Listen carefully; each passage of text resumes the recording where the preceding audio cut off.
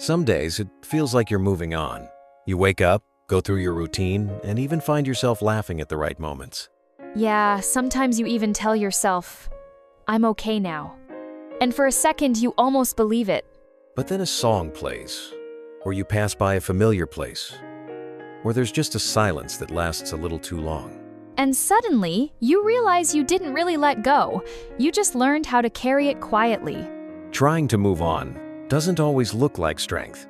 Sometimes it looks like pretending, or just staying busy so you don't have to feel. Exactly. Sometimes it's saying, I'm over it, while still secretly checking old memories when no one's watching.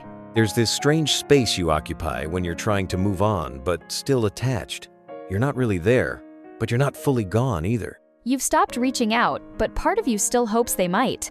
You don't want them back. Not exactly. You just want the feeling to stop hurting. And that confusion, it's honestly exhausting. People say, if it hurts, just let go, as if it's a switch you can flip. But attachment leaves fingerprints. Yeah.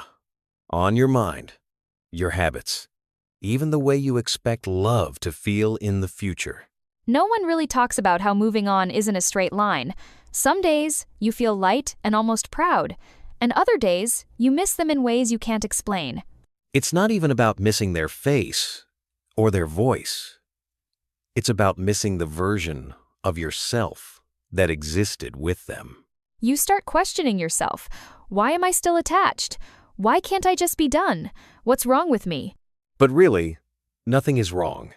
Attachment doesn't disappear just because logic tells it to. Your heart follows memories, not timelines.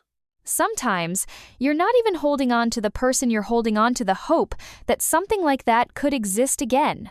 So you try to move forward, but you keep one foot behind you just in case, just to look back one more time.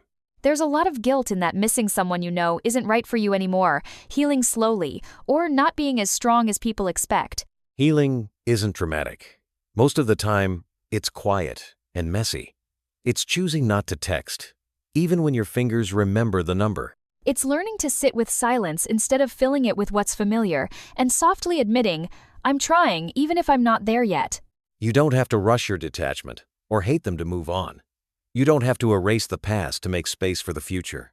Some attachments only fade after they're fully felt, after you stop fighting them and stop judging yourself for still caring. Maybe moving on isn't about forgetting. Maybe it's about loosening the grip, little by little, until one day you're holding peace more tightly than the past. If you're still attached, still trying, still healing, still halfway there, that doesn't make you weak. It makes you human.